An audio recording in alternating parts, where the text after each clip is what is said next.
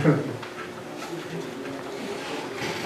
días a todos, muchas gracias por participar en mi presentación. Mi nombre es Luis Núñez Nieves y el título de mi investigación es un protocolo ligero de autenticación mutua, intercambio de claves, basado en PUF SRAM para emparejamiento de dispositivos BLE en redes peer-to-peer de Internet de las Cosas.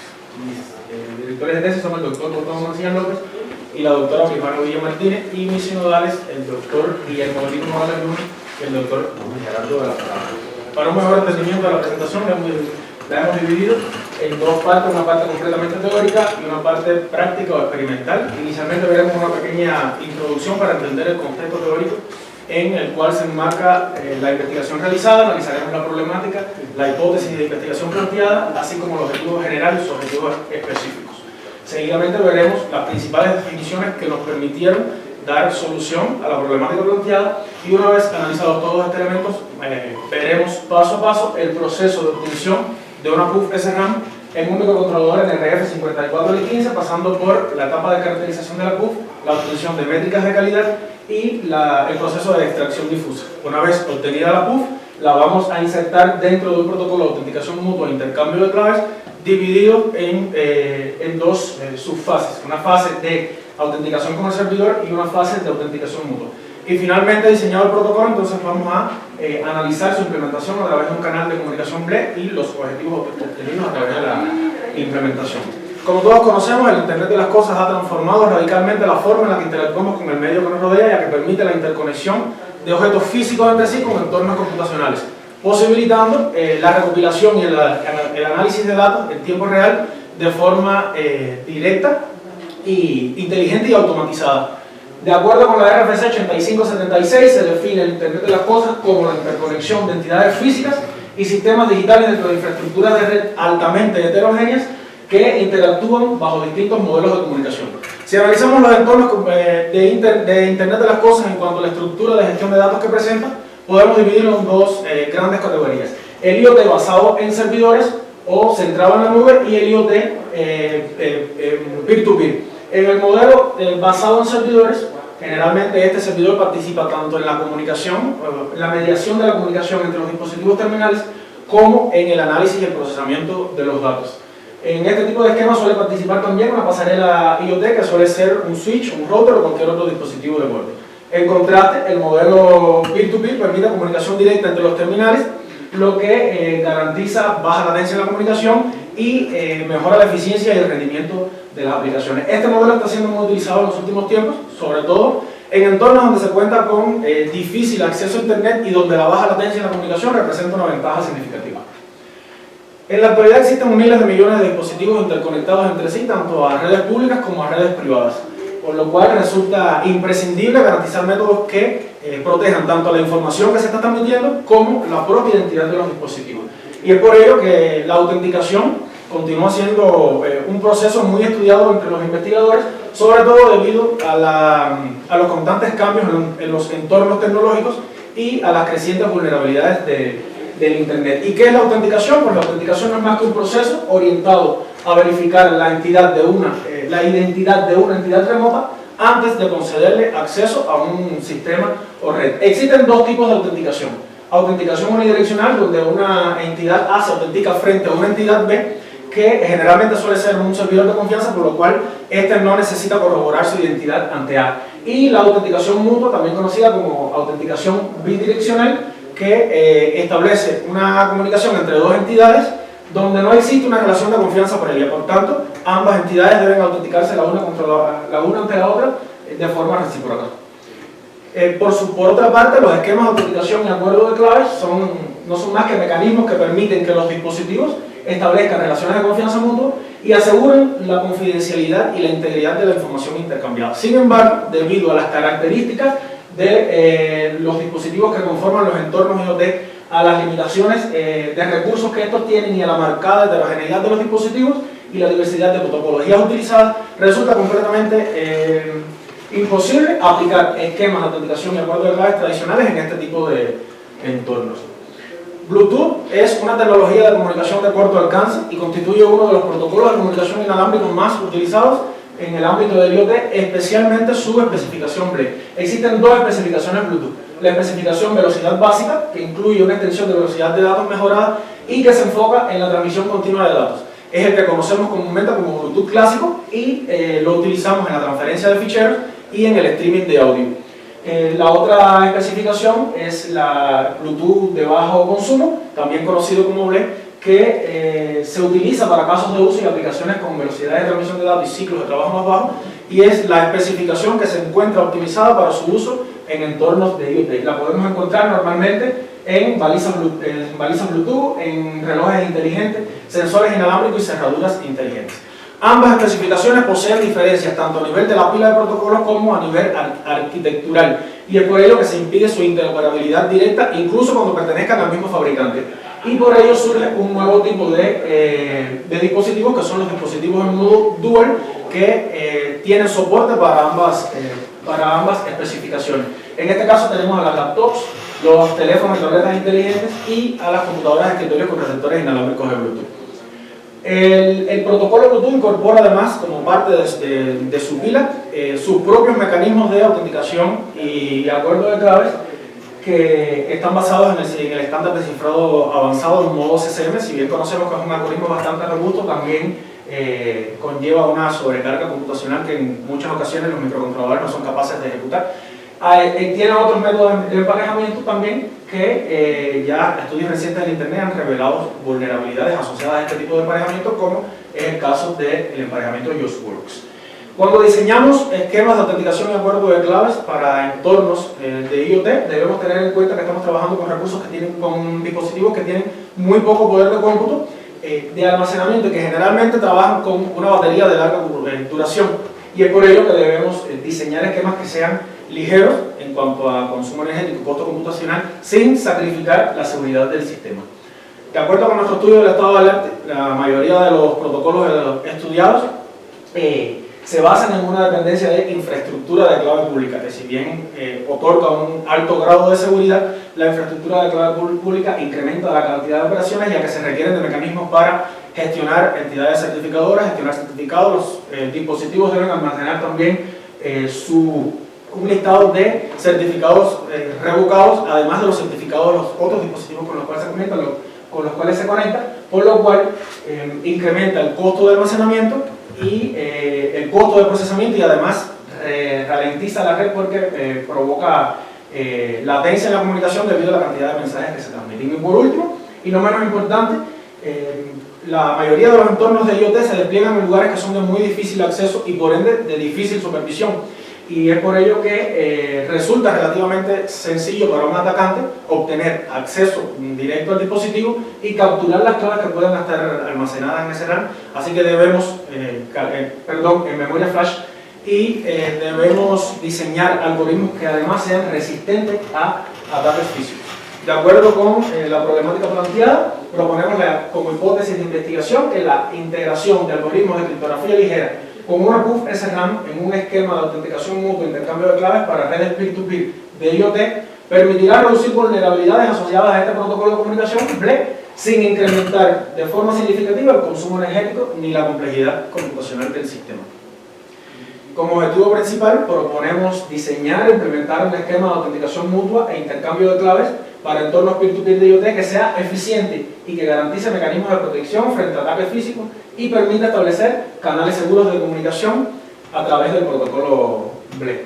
Entre los objetivos específicos proponemos en primer lugar identificar los principales problemas y desafíos presentes en los enfoques actuales de seguridad para redes peer-to-peer de IoT, especialmente aquellas que utilizan el protocolo de comunicación BLE a partir de una revisión sistemática del estado del arte. En segundo lugar, vamos a implementar una función física no clonable mediante la caracterización del comportamiento del SRAM en microcontroladores NRF54L15, a fin de generar respuestas que sean únicas y reproducibles y permitan derivar claves criptográficas basadas en las características físicas del hardware. En tercer lugar, vamos a diseñar e implementar un protocolo de autenticación mutua e intercambio de claves en dispositivos BLE que combine algoritmos de criptografía ligera con una PUF SRAM y permita la comunicación segura entre terminales de IoT en entornos peer-to-peer. Y finalmente, una vez diseñado el protocolo, vamos a evaluar su eficiencia y desempeño en comparación con soluciones ya existentes, considerando métricas como el tiempo de ejecución, el consumo de memoria, el costo computacional y la sobrecarga en la comunicación. En la actualidad existen diversas áreas emergentes como los sistemas ciberfísicos, los entornos de IoT, las redes de sensores inalámbricos, donde múltiples dispositivos con pocos recursos computacionales se interconectan entre sí y, sin embargo, los algoritmos criptográficos tradicionales fueron diseñados para plataformas con mayores recursos computacionales, por ello que su ejecución en este tipo de entornos es completamente inviable y es por ello que surge la criptografía ligera como una subárea de la criptografía enfocada en la optimización de algoritmos criptográficos para su ejecución en entornos con poca potencia computacional. Y un ejemplo de ello es ASCOM. ASCOM es una familia de algoritmos criptográficos diseñada especialmente para entornos con recursos restringidos, sistemas híbridos y hardware de bajo consumo. Ofrece cifrado autenticado con mecanismos de cifrado autenticado con datos asociados, funciones hash y funciones de salida extensible. Todas las funcionalidades de ASCOM se construyen a partir de la misma permutación que se conoce como permutación ASCOM, y esto significa que a través de una misma implementación con diferente configuración podemos obtener diversos servicios criptográficos. Por otra parte, las funciones físicas no clonables son una primitiva criptográfica ligera basada en hardware que establece un conjunto, una correspondencia entre un conjunto de desafíos y sus respectivas respuestas y satisface propiedades específicas que son derivadas de las variaciones que ocurren durante el proceso de fabricación de los circuitos integrados. Inicialmente fueron introducidas en el año 2001 con el nombre de función física unidireccional, planteándose la posibilidad de aprovechar las características de ciertos sistemas físicos con fines de autenticación y seguridad. Y hacia el año 2002 el concepto evoluciona a función física no clonable, aprovechando las características que son únicas para cada dispositivo y surgen durante las variaciones que ocurren en el proceso de fabricación de los circuitos integrados, y en este año se proponen las PUF basadas en silicio. Hacia el año 2007 un grupo de investigadores del Philips Research incorporan el uso de la SRAM como una función física no clonable, aprovechando el comportamiento de las celdas de memoria al iniciar los sistemas. Una memoria SRAM está compuesta por un arreglo de celdas de almacenamiento que crean en cada una un circuito biestable que es capaz de almacenar un bit de información, 0 o 1. Durante el proceso de fabricación de las memorias surgen variaciones que introducen desajustes en las características eléctricas de estas celdas y además hacen que el circuito biestable no sea perfectamente simétrico, por lo cual las celdas van a tener preferencia por un bit de información, 0 o 1 al iniciar el sistema. En dependencia del comportamiento del arranque de las celdas de memoria, las podemos clasificar en tres categorías. Las celdas que no son sesgadas son aquellas donde el desajuste en el circuito biestable es mínimo, casi imperceptible, por lo cual este tipo de celdas no presenta preferencia por ninguno de los dos valores de arranque, ni 0 o 1, y su comportamiento va a ser completamente aleatorio al iniciar el sistema. Las celdas que son parcialmente sesgadas son aquellas donde el desajuste en el circuito biestable es bastante significativo. Sin embargo, este tipo de celdas son bastante sensibles al ruido, tanto el ruido interno producido por la diafonía como al ruido externo producido por factores ambientales. Y en último lugar, las celdas completamente sesgadas tienen un desajuste extremadamente significativo en el circuito biestable, por lo cual presentan preferencia por uno de los dos bits de información, y este tipo de celdas no son susceptibles al ruido. Para la implementación de nuestra PUF SRAM vamos a realizar un proceso de extracción de aleatoriedad, caracterización de la memoria, donde vamos a seleccionar solamente las celdas que son completamente sesgadas. El proceso de obtención de la PUF lo vamos a dividir en 4 fases. Inicialmente vamos a seleccionar un área para destinarla a la PUF SRAM, y esta selección está basada en diversos criterios de selección que veremos en la próxima diapositiva. Una vez seleccionada la dirección base con un desplazamiento, vamos a efectuar varias lecturas de memoria para evaluar la calidad de esa zona que elegimos como PUF SRAM y determinar si contiene los niveles de entropía y reproducibilidad necesarios para generar claves criptográficas. Seguidamente pasamos la zona de memoria por un proceso de selección de bits que vamos a utilizar el método de observaciones múltiples. Hacemos entre 50 y 200 lecturas de memoria y mediante un umbral de estabilidad vamos a determinar qué bits son estables y cuál es el bit no. Como salida de este proceso vamos a tener dos vectores binarios. Un vector que contiene la máscara de estabilidad y otro vector que contiene la respuesta de referencia que nos indica qué valores tiene cada una de las celdas. Y ejecutando una operación entre estos dos vectores binarios vamos a tener nuestra primera respuesta PUF y esta respuesta la vamos a evaluar utilizando métricas de calidad. Inicialmente vamos a calcular la distancia de Hamming entre clases, también conocida como distancia de Hamming interchip, que nos permite identificar el nivel de diferenciación o discriminación que tienen las respuestas de diferentes dispositivos. Básicamente tomamos dos respuestas IJ de diferentes dispositivos y calculamos la distancia de Hamming fraccionaria para ver la cantidad de bits diferentes en la respuesta. El valor óptimo de esta métrica es lo más cercano posible al 50%. Pues, la otra métrica que vamos a calcular es la uniformidad, donde simplemente vamos a determinar la distribución de 0 y 1 en una respuesta binaria. Y finalmente calculamos la distancia de Hamming intrachip, conocida también como distancia de Hamming dentro de la clase, donde esta métrica nos otorga el grado de reproducibilidad o fiabilidad de una respuesta PUF y básicamente tomamos una lectura de memoria aleatoria y la comparamos con la respuesta de referencia mediante la distancia de Hamming fraccionaria. Para la implementación de nuestra solución vamos a utilizar un microcontrolador NRF54L15 que está basado en la arquitectura ARM Cortex-M y tiene un procesador ARM Cortex-M33 a 128 MHz y un coprocesador RISC-V también a 128 MHz. Este microcontrolador tiene 256 KB de memoria RAM y 1.5 MB de memoria flash. Seleccionamos este microcontrolador porque ya contiene compatibilidad nativa con el protocolo de comunicación con Bluetooth. El estado inicial de la SRAM está condicionado por la secuencia de arranque inicial del microcontrolador en el que la estemos implementando. En pantalla podemos observar la secuencia de inicio de un microcontrolador con arquitectura ARM Cortex-M. Inicialmente, cuando el microcontrolador recibe la señal de reinicio, el contador de programa se posiciona en las direcciones más bajas de la memoria y aquí contiene el apuntador de la pila principal. ¿Qué significa esto? Que al reiniciar el microcontrolador, la primera función que se ejecuta es la configuración de la pila principal del sistema. Y seguidamente salta a la siguiente instrucción que aquí contiene la dirección del manipulador de rutina de reinicio. Este manipulador de rutina de reinicio, entre todas sus funciones, tiene una función muy importante que incide directamente sobre la SRAM, ya que es el encargado de volver ceros toda la sección .bcs de la memoria SRAM y copiar desde la memoria flash hacia la sección .data los valores de las variables que fueron inicializadas en valores distintos de ceros. Básicamente, bueno, la sección .bcs es una sección que está definida en el linker script y es donde se almacenan las variables que no fueron inicializadas, y la sección .data es una sección que también está definida en el linker script del sistema y se ubica en memoria RAM y contiene las variables que fueron inicializadas con valores distintos de cero. Una vez terminado el manipulador de rutina de inicio, saltamos a la siguiente dirección que puede o no ser el main, donde tenemos implementada nuestra aplicación principal. ¿Qué significa esto? Que cuando el microcontrolador va a ejecutar nuestra función main, ya una gran parte de la memoria RAM no contiene los valores originales de inicio, sino que ya fue modificada. En pantalla podemos observar el mapa de memoria físico del microcontrolador NRF54L15. Está dividido en 3 bloques. El bloque marcado en gris corresponde a la memoria flash del sistema, que en este caso el microcontrolador utiliza memoria resistiva de acceso aleatorio, y la memoria RAM se divide en 2 bloques. Un bloque RAM 00, que es donde se almacena la sección .bcs y la sección .data, y automáticamente cuando termina la sección .data comienza a crecer también la pila principal del sistema.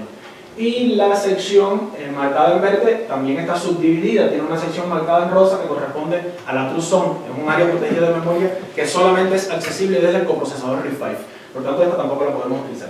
¿Qué nos queda para utilizar? La sección marcada en verde, que es el área de propósito general. Sin embargo, en las direcciones más altas de esta zona de memoria comienza a crecer el montón, que es donde almacenamos las instrucciones de malloc y talloc. Así que nos queda por escoger para implementar nuestra PUF aproximadamente entre la sección, una dirección base que se localice entre la sección 1 y la sección 0. Pero existe otro factor que también incide sobre la memoria SRAM y es el NRF Connect SDK. Es un entorno unificado para el desarrollo de aplicaciones sobre dispositivos de la familia NRF, que lo utilizamos para crear software de IoT, sistemas seguros, y se fundamenta en el sistema operativo Zephyr R2. ¿Qué significa esto? Que sobre el microcontrolador que estamos utilizando vamos a ejecutar un sistema operativo que también hace modificaciones sobre la memoria. pero o sea, vimos que inicialmente cuando el microcontrolador recibe la señal de reinicio, lo primero que hace es ejecutar la secuencia de arranque inicial, que lo vimos en la diapositiva anterior. Y automáticamente cuando se configura la secuencia de arranque inicial, comienza a ejecutarse la inicialización del núcleo del sistema operativo. Sin embargo, CFIRR2 pone a nuestra disposición un grupo de macros que nos permiten ejecutar nuestras propias funciones antes de la inicialización del sistema operativo, indicando los niveles de prioridad, en este caso prekernel 1 y prekernel 0, que es donde vamos a ejecutar la función de lectura de memoria. ¿Qué significa esto? Bueno, ya no vamos a capturar los valores de memoria antes de la secuencia inicial, debemos escoger un área que no solape a la sección .bss.data, pero sí vamos a garantizar que nuestra función sea lo primero que se ejecute en el microcontrolador antes de que se ejecute el sistema operativo. ¿Por qué? Porque el sistema operativo puede durante la inicialización de los controladores y el temporizador del sistema, puede utilizar buffers de memoria que pueden llenar completamente la memoria y corromper todos los valores de inicio de la sección. Una vez definida nuestra dirección base, vamos a ejecutar nuestra primera lectura de memoria en dos microcontroladores diferentes. Tenemos un total de 8192 bits y podemos ver la distribución de ceros y unos en cada una de las respuestas. Así básicamente queda la primera lectura de memoria. Pero esta lectura de memoria contiene ruido debido a las variaciones que ocurren durante el proceso de fabricación de los dispositivos, por tanto debe pasar por un proceso de extracción difusa. Este proceso de extracción difusa nos va a garantizar dos cosas: que corregir los posibles errores presentes en las respuestas PUF y garantizar que esa respuesta PUF contenga la entropía necesaria para construir generar una clave criptográfica. Lo vamos a dividir en dos fases: la fase de conciliación de información, donde corregimos todos los errores. Esta fase se divide en dos algoritmos: un algoritmo de generación, donde generamos un grupo de bits conocidos como bits de redundancia, que nos van a permitir, mediante una lectura ruidosa, obtener, corregir todos los errores de esa lectura sin revelar patrones de información de la respuesta original. Y el proceso de reproducción, donde vamos a reconstruir la respuesta. Ya una vez terminado el proceso de reproducción, tenemos una respuesta concisa, pero esa respuesta aún no tiene la entropía necesaria para hacer una clave criptográfica, por tanto debemos pasar por una fase de amplificación de la privacidad, que consiste en aplicarle una función hash a la respuesta obtenida. Y muy importante en esta parte es la configuración del código BCH que vamos a utilizar. BCH es el código de corrección de errores que utilizamos para corregir los errores en las respuestas PUF. Y vamos a configurarlo con un polinomio de grado 8 que nos va a permitir operar en un campo de valuaje F2 a la 8 con una longitud máxima de 255 bits. BCH utiliza longitud de código acotada precisamente por el grado máximo del polinomio, y en este caso, para nuestro polinomio grado máximo m igual 8, debemos acotar nuestra longitud de código entre 127 y 255 bits de información. Elegimos una longitud de código n igual 128 para evitar rellenos o transformaciones adicionales, ya que al dividir el total de un bloque físico de 8192 bits entre 128 vamos a obtener exactamente 64 subbloques de 128 bits. Y para calcular los bits de redundancia de cada uno de estos subbloques, multiplicamos el grado máximo del polinomio por la tasa máxima de errores, que la establecimos en 2, y vamos a obtener para cada subbloque un total de 16 bits de información que multiplicado por 64, para cada bloque físico tenemos 192 bytes. Y esto es muy importante debido a que el protocolo Bluetooth establece un tamaño máximo de paquete, y en un paquete Bluetooth vamos a enviar, además de los bits de información, vamos a enviar otro tipo de datos. Por lo tanto no debemos exceder el límite de 255 bytes, porque esto conllevaría que tengamos que hacer operaciones de fragmentación o reenvío de paquetes que pueden sobrecargar al microcontrolador o ralentizar la red debido a la cantidad de mensajes enviados. Y una vez obtenida la PUF SCAM, la vamos a introducir, lo vamos a tener en un protocolo de autenticación y acuerdo de claves dividido en dos fases. En la primera fase podemos observar el registro y la autenticación con el servidor, donde esta fase se ejecuta una sola vez para cada dispositivo, o sea, se registran todos los dispositivos, y una vez que los dispositivos estén registrados, ya ellos pueden de forma autónoma comunicarse mutuamente. La fase se realiza mediante 3 mensajes, donde el servidor comprueba que los dispositivos tengan implementada la PUF y que envíen la respuesta correcta, y una vez obtenida la respuesta correcta, y esta parte es muy importante, el servidor calcula que un secreto compartido para los dispositivos y les distribuye una máscara que le va a ayudar a los dispositivos a construir su clave, la clave compartida. La respuesta nunca se transmite ni clave ni cifrada. Vemos la estructura general del protocolo, o sea, de la primera fase del protocolo, dividida en 4 fases, en 4 subfases en el servidor, que les voy a explicar a continuación. Las 2 primeras fases son el preregistro de dispositivos y inicialización de parámetros criptográficos. El preregistro de dispositivos se hace en un entorno seguro y fuera de línea, no se hace conectado, y durante esta fase vamos a capturar el ID de los dispositivos con un conjunto de desafíos y un conjunto de respuestas. Esto se hace una sola vez también.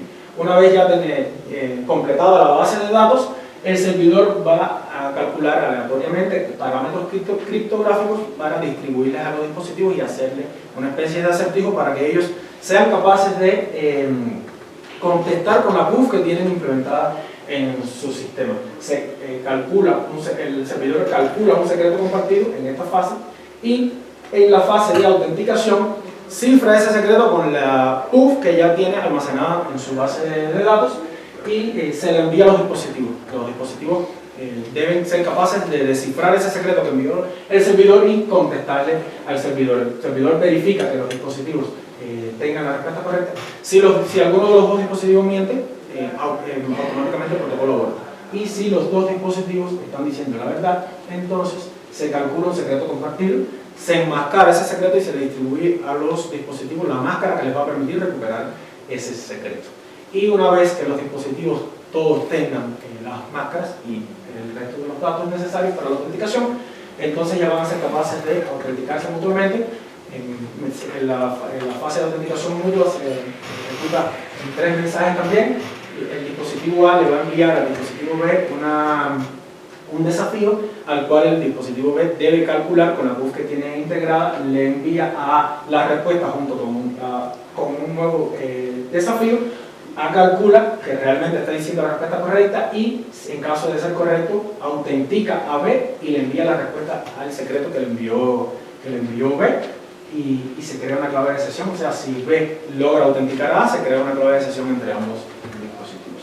Y aquí podemos ver el diseño de la fase de autenticación mutua entre ambos dispositivos. Ya deben tener, arriba en la base de datos, deben tener, una vez terminado la fase de autenticación con el servidor, ya los dispositivos van a tener almacenado el resto de los datos los datos del resto de los dispositivos que están participando en la comunicación. En cuanto a la implementación en BLE, es muy importante tener en cuenta que el protocolo Bluetooth utiliza 40 canales de comunicación. De estos 40 canales de comunicación son 37 para transmisión de paquetes de datos y 3 para publicidad. Estos 3, la publicidad es la forma que tiene el Bluetooth para dar a conocer los servicios que está ofreciendo. Una vez que ya 2 dispositivos tienen un enlace de la capa física, entonces la comunicación se efectúa a través de los canales de datos. ¿Y por qué es importante? Bueno, los paquetes BLE, independientemente del canal de comunicación que se está utilizando, tienen un único formato. La diferencia está en el PDU. En este caso, para paquetes de publicidad la carga útil es 37 bytes y para paquetes que se transmiten a través de canales de datos, la carga útil es de 255 bytes. Y por eso así hincapié en la configuración del código corrector de errores, porque no podemos sobrepasar la carga útil que establece el estándar Bluetooth. En cuanto a la autenticación y el envío, en cuanto al envío de mensajes durante la fase de autenticación con el servidor, vamos a utilizar 2 protocolos de la pila de protocolos Bluetooth, el protocolo GAP y el protocolo GAT. El protocolo GAP establece varios modos de operación, pero los más utilizados son el modo central y el modo periférico. Un dispositivo que esté en modo periférico nunca va a iniciar una comunicación con otro dispositivo. Este tipo de dispositivos periféricos están constantemente enviando paquetes en canales de publicidad y otro dispositivo que esté actuando en modo central está escaneando constantemente la red para detectar paquetes de publicidad. Una vez detectados los paquetes de publicidad, entonces se conecta, envía una petición de conexión al dispositivo y establecen un enlace de la capa física. Y a partir de ahí entonces empieza a operar el protocolo CAT, que establece solamente 2 roles, el rol servidor y el rol cliente. Generalmente cuando un dispositivo actúa en modo periférico del protocolo GATT, le corresponde el rol de servidor GATT, y cuando actúa en modo central, le corresponde el rol GATT, el rol cliente del protocolo GATT. Básicamente los microcontroladores permiten trabajar en ambos modos de operación, por supuesto no al mismo tiempo, y durante la primera fase los microcontroladores van a actuar con el rol de servidor y van a ofrecer paquetes de publicidad donde van a emitir este servicio que está, o sea, este identificador. Una vez que el servidor detecte este servicio, se va a conectar al servicio y va a buscar dentro del servicio las características que está ofreciendo, y mediante estas características es que vamos a enviar los mensajes necesarios para el proceso de autenticación. Una vez terminada la primera fase, el dispositivo A entonces cambia de modo, deja de operar, apaga el modo de operación periférico, comienza a operar en modo central y se va a conectar. Entonces le va a hacer una petición, va a escanear la red, va a encontrar el dispositivo B y le va a hacer una petición de comunicación. B también está ofreciendo un servicio, se conecta a este servicio, detecta las características que está ofreciendo este servicio y a través de ellas entonces se efectúa la comunicación. En cuanto a los resultados de implementación, las dos primeras columnas corresponden con la evaluación del área de memoria que estamos utilizando para PUF. Podemos ver la cantidad de errores por subbloque y la cantidad de errores promedio por bloque. Para el caso del dispositivo, para el del chip 1, tuvimos un promedio de aproximadamente 679 errores por bloque físico, y para el caso del dispositivo 2, aproximadamente un promedio de 678 errores por bloque físico. Una vez terminada la evaluación, entonces efectuamos la selección de bits estables, donde de 8.192 bits resultaron aproximadamente 6.220 bits estables para chip 1 y de la misma cantidad, 8.192, 6.275 bits estables para chip 2. Aproximadamente el promedio está entre 75 y 76% del total de bits. En cuanto a la fiabilidad de la respuesta, podemos observar la evaluación del bloque 1 de ambos dispositivos. Estas columnas, o sea, la máxima cantidad de errores que tuvimos fue 2, lo que se corresponde con la tasa de corrección de errores que seleccionamos. Y bueno, en el caso de aquí los espacios que están en blanco significa que son subbloques que no tienen ningún error. La distancia de Hamming dentro de la clase está en 0.00419% para chip 1 y 0.00686 para chip 2, lo que significa que es un valor extremadamente bajo y lo más cercano posible a cero. En cuanto a la unicidad de la respuesta, el comportamiento oscila entre el 40 y el 50%, está bastante aceptable para ambos dispositivos. La primera gráfica corresponde a las respuestas 1 a 1 cada dispositivo, bloque 1 contra bloque 1, bloque 2 contra bloque 2 y así sucesivamente.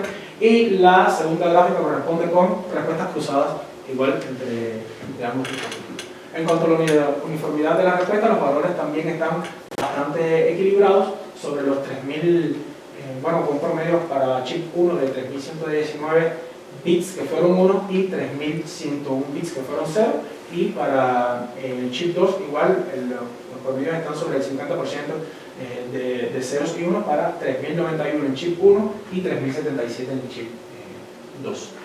En cuanto al estudio del estado del arte, analizamos 5 protocolos que incorporan funciones físicas no clonables en el proceso de autenticación mutua e intercambio de claves. Las columnas desde C1 hasta C5 corresponden con servicio de autenticación mutua, integridad de los mensajes, clave de sesión segura, protección contra ataques de intermediario y protección contra ataques de repetición. En este caso, bueno, intentamos que nuestro protocolo no violara el principio de utilización de la PUF, que es el no almacenamiento en NVM, y bueno, garantizamos también la no intervención de un servidor en la fase de autenticación mutua, ya que las arquitecturas peer-to-peer permiten la integración de un servidor solamente en una fase de registro que no está asociada a la transmisión de datos, por tanto cumplimos con este objetivo también. En cuanto al costo computacional del protocolo protocolo diseñado debido a que resulta bastante engorroso calcular la complejidad computacional de estos algoritmos criptográficos. Decidimos calcular la cantidad de operaciones criptográficas que se ejecutan en cada uno de los protocolos y tratar de establecer una correspondencia entre ellas de la cantidad de operaciones. Hay un caso especial que es, por ejemplo, el protocolo propuesto en el 2023 por Liu Shen, que tiene casi las mismas operaciones criptográficas que utilizamos, pero en este caso no es solamente la cantidad de operaciones criptográficas, sino que utilizamos el algoritmo, nosotros utilizamos el algoritmo ASCO, que tiene un menor costo computacional. En este caso, el protocolo Liu Shen utiliza el algoritmo, el protocolo criptográfico AES en modo CCM. Y en cuanto a los costos de almacenamiento y comunicación, podemos ver claramente la superioridad en cuanto al costo total de comunicación, 896 bits frente al costo más bajo, bueno, es el de 2.368 bits. Y bueno, tenemos un costo un poquillo más alto en cuanto a almacenamiento de los dispositivos, pero lo mejoramos con el costo de comunicación. El análisis de 200 ciclos encendidos por cada uno de los dispositivos permitió identificar regiones de memoria con un comportamiento reproducible. El uso de códigos SH como núcleo de un extractor difuso resultó adecuado para corregir los errores que estaban presentes en las lecturas ruidosas del SRAM dentro de un umbral de corrección configurado. El protocolo propuesto establece autenticación mutua y acuerdo de clave de sesión entre dispositivos con el apoyo de un servidor que solamente participa en la fase de registro de dispositivos. Y la utilización del algoritmo ASC con AEAD para cifrado autenticado y ASC con hash para la derivación de claves criptográficas garantiza la eficiencia en términos de consumo de memoria, costo computacional, al estar ambas funcionalidades construidas sobre la misma permutación. Una vez terminado el trabajo, bueno, pues proponemos que se apliquen herramientas de modelado formal como Proverif o Tamarind Prover para demostrar las propiedades criptográficas del algoritmo, propiedades de seguridad. Proponemos también que se pueda evaluar el comportamiento de una PUF SRAM ante variaciones extremas de temperatura o voltaje o envejecimiento del dispositivo, que puede producir errores también en la respuesta. Proponemos evaluar la autenticación de grandes grupos de dispositivos para cuantificar el impacto que esto pueda tener sobre la base de datos en el servidor y los costos de comunicación por sesión. Y finalmente proponemos que también se pueda diseñar un mecanismo que le permita al servidor invalidar de forma segura las credenciales de un dispositivo que esté comprometido o retirado del sistema. Muchas gracias.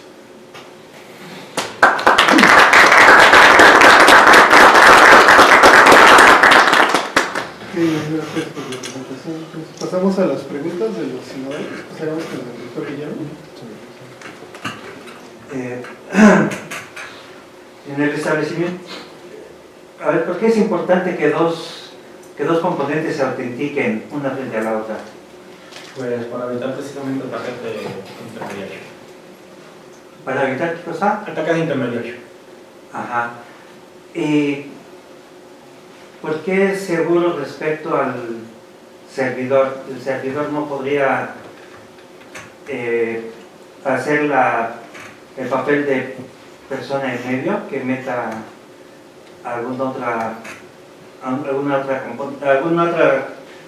participante en la comunicación. Pues bueno, en esta parte se supone, entre los supuestos del protocolo está que la autenticación durante la fase de registro en el servidor se ejecuta en un entorno seguro y fuera de línea. Ajá. Ahora, ¿hay algún riesgo de fallo del protocolo en el sentido de que dos entidades legales participen adecuadamente del protocolo, pero no se reconozcan como válidas, como legales? ¿Existe la posibilidad de falsos aceptados? No debería de, o sea, ¿Por qué no debería? En este caso, bueno, estamos trabajando también con funciones hash que no deberían ser, son resistentes a colisiones. O sea, no deberían haber otros dispositivos que puedan generar la misma función hash a partir de un mismo mensaje. Ya. Ahora, en cuanto a preguntas de tipo general, ¿cómo caracterizarías a la criptografía ligera? ¿Cuál es la característica principal para que un protocolo sea asumido como de criptografía ligera? Que utilice algoritmos que sean de bajo consumo, bajo costo computacional. ¿Solo bajo costo computacional? Pues sí. ¿De cálculo, no de energía? Bueno, pues sí, también sí, o sea, bueno, generalmente son bajo costo computacional, bajo consumo energético y bajo costo de almacenamiento. Ajá. ¿Hay alguna realidad en esos tipos de características? ¿Cuál es más importante mantener bajo? Bueno, generalmente sería el costo computacional, porque el costo computacional conlleva también a un gasto energético. Y la mayoría de estos dispositivos trabajan con baterías de larga duración. Ya. Ahora, ¿conoces alguna agencia certificadora alguna agencia estandarizadora que pretenda indicar cuáles son protocolos válidos para redes basadas en IoT o redes propias para IoT? ¿Qué agencias estandarizadoras conoces? El Instituto Nacional de Estándares de Tecnología. El Instituto Nacional de... Estándares de Tecnología. El NIST. ¿El NIST? Ajá. ¿Y hay estándares universales para redes IoT? Protocolos estandarizados para IoT, el ASCOM está estandarizado creo que en el 2019. ¿Y cómo lo compararías? ¿Cómo compararías el protocolo respecto a ese? O sea, no, el protocolo criptográfico, no el esquema. De hecho, Ajá. no existe un esquema para...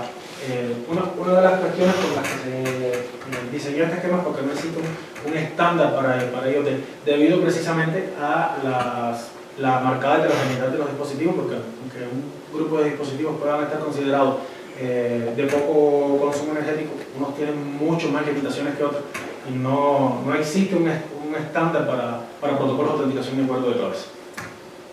Ya. Y finalmente, tú como diseñador, ¿has diseñado un ataque a tu propio sistema? ¿Por qué no? Bueno, traté de tener en cuenta los ataques más comunes, por ejemplo, los ataques de repetición, ataques de intermediario, y traté de garantizar, por ejemplo, los ataques de repetición, tratamos de minimizarlos utilizando los nonce que permiten refrescar la sesión continuamente para evitar precisamente que otro dispositivo que esté a la escucha utilice esta respuesta.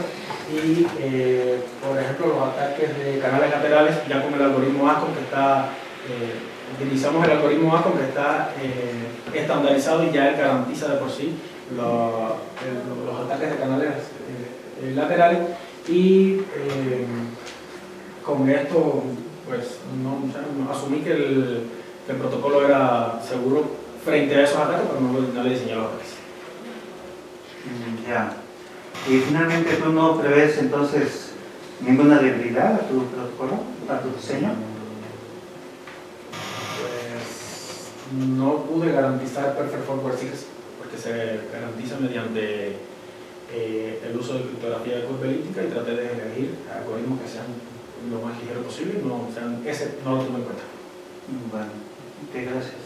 Sí, permítame, antes de reforzar la respuesta a la pregunta anterior que me preguntó falsos positivos, además de las funciones hash, lo principal que garantiza la autenticidad del dispositivo es la propia proof que está implementada, y para ello se calculó la métrica de unicidad que nos garantiza que los dispositivos tengan respuestas únicas, y además a esa respuesta entonces se le aplica una función hash, por lo tanto es prácticamente imposible que pueda existir otro dispositivo que pueda tomar esa respuesta. Doctor Delfrán. Gracias. Hola, Luis. Entonces tú, bueno, la PUF ya existe, tú la implementaste, ¿de acuerdo? ¿Cuál es la información que guarda entonces el servidor para autenticar el dispositivo? El servidor almacena el ID de cada uno de los dispositivos y almacena además un desafío, que es una dirección base de dentro de una memoria RAM, y su desplazamiento, y además almacena también la respuesta de referencia binaria a este dispositivo.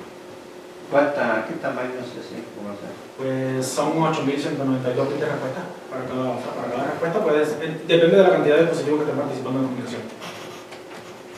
Y eso es lo que tú mencionaste al Sí, al final, calcular el impacto. No, se tiene que hacer fuera de línea, ¿no? Sí, se hace fuera de línea. Y eso pues se debe garantizar. Eso ya no es del protocolo, pues. Ahora, ¿el protocolo tú lo diseñaste o lo tomaste ya para hacer la autenticación? Tomé como referencia a otros protocolos que ya utilizaban otro tipo de criptografía y otro tipo de técnicas. ¿Cuáles son? Pues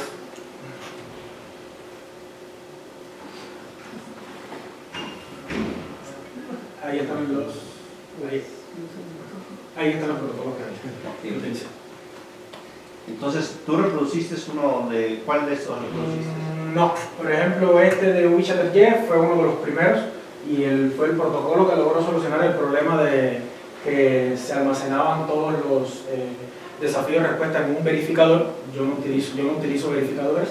Este protocolo fue mejorado por el de Yushen, que hace algo similar, pero elimina la utilización de un verificador y incorpora entonces un servidor. Yo me basé entonces en el uso de este protocolo de Yushen, pero utilizo criptografía completamente ligera. Perfecto. Y otro bus. Sí. Vete a la 25.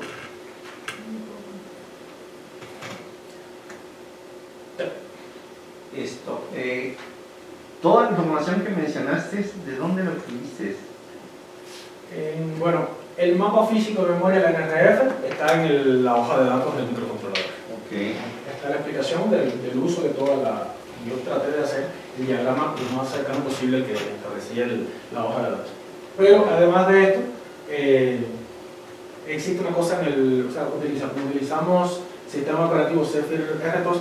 Zephyr R2 tiene algo que se llama linker script, que es como el mapa de memoria lógico que se configura encima del dimensionamiento físico que ya existe. Y entonces, independientemente de las secciones físicas que ya tenga el microcontrolador, Zephyr estas secciones las vuelve a dividir y las usa para sus propósitos generales. Y en la bibliografía del sistema operativo Zephyr R2 está toda la documentación. ¿Sería posible definir de distintos IDs para distintos servidores? ¿Y cuántos de esos IDs serían posibles diseñar? No entiendo. Si tú estás midiendo una PUF, pero la PUF está en una zona determinada de memoria, Sí. ¿podría ser usar otra zona de memoria? Sí. Y solo que no puede chocar con la sección .bcs y la sección .base. Y esa es mi pregunta, ¿cuántas PUF distintas podrías haber diseñado? Depende del tamaño de la memoria al que tengamos acceso, porque de la memoria no podemos utilizar. Por eso tienes el diagrama de la memoria, ¿no? Sí, aquí por ejemplo esta sección no la podemos utilizar para nada. Ajá. Porque no es accesible desde el microprocesador desde el que la estamos implementando. Y entonces de las disponibles que tienes, ¿cuántos son? Básicamente, si logramos hacer la lectura antes del sistema operativo, podremos utilizar todo esto.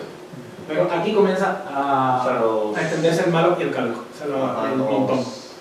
Pero además de eso, si lográsemos implementarla en código ensamblador, podemos ejecutarla incluso antes de que el manipulador de rutina de reinicio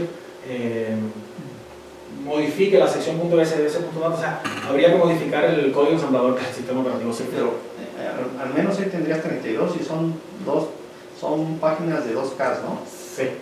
Entonces ahí podrías poner 16. También depende del fabricante. Ya un estudio realizado de la PUF dio como resultado que no todas las SRAM poseen los mismos niveles de entropía y de reproducibilidad.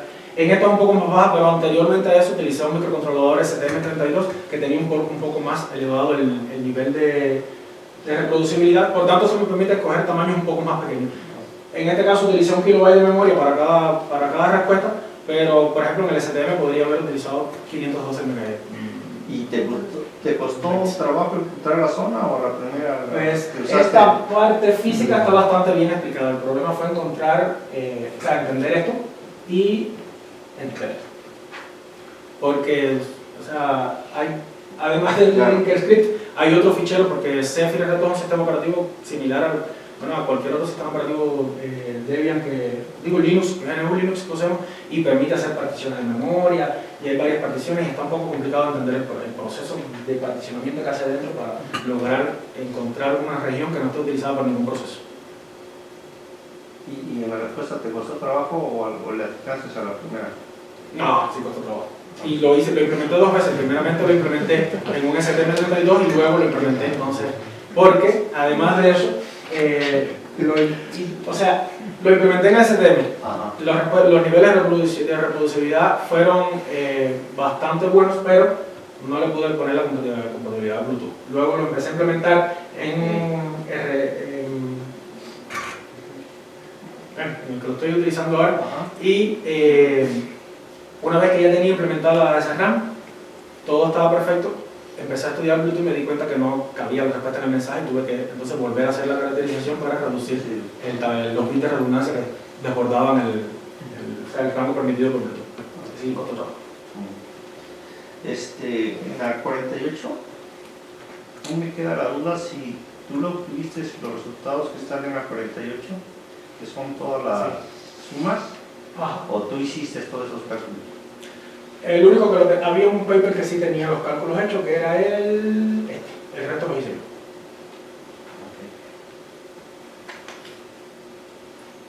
Entonces, si es válido o no, debió haber sido de nosotros que están correctos, ¿no? ¿Tú qué crees que está correcto? Porque no lo revisé. Sí, está correcto.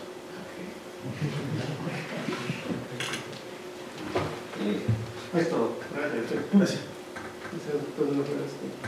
Doctora Bisbal. No tengo. Bueno, solo felicitarte. Hiciste muy buen trabajo. Aprendiste cosas de manera independiente, siempre buscando que tuviera más calidad, y eso te lo aplaudo porque aunque costara más, siempre buscaste aquello que tuviera calidad y espero que continúes así. Sí, de mi parte igual, hiciste muy buen trabajo. Es de repente difícil encontrar la información, ¿no? Los dispositivos y demás. Vimos que la caracterización de PUC pues, es un proceso tardado.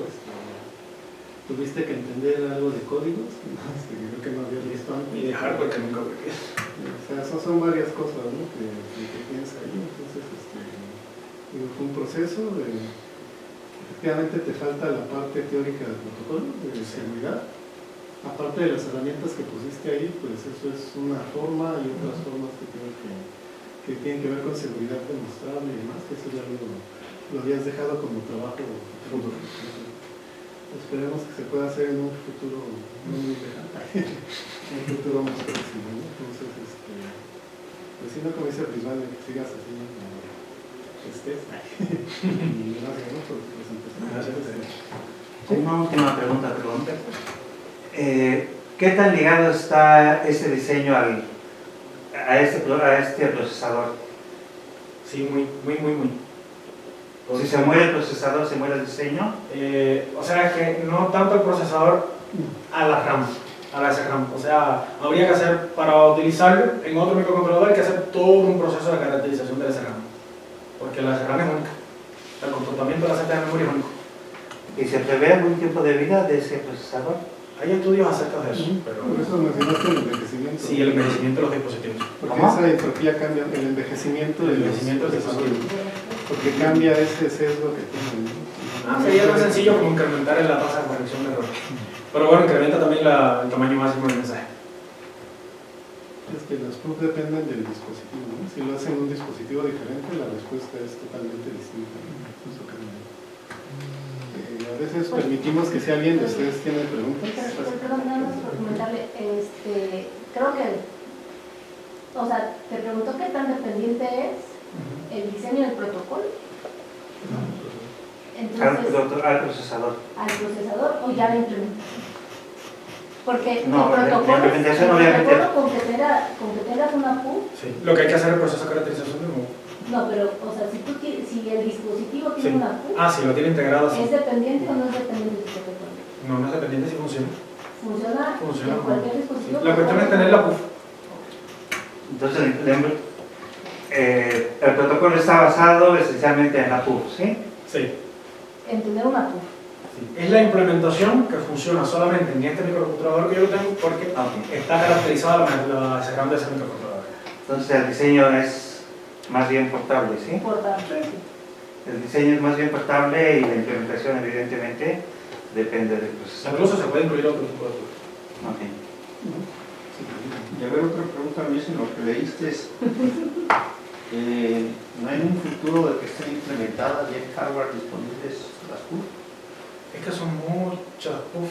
Si hay varios estudios y sí podrían una PUF ya.